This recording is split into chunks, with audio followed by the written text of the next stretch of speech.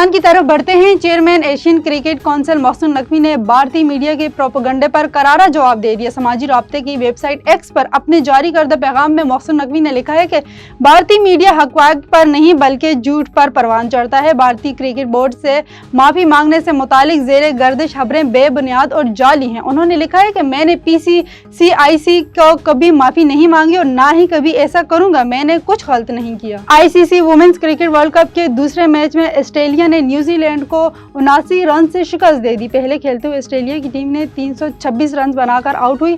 327 runs کے ہدف کے تعاقب میں نیوزی لینڈ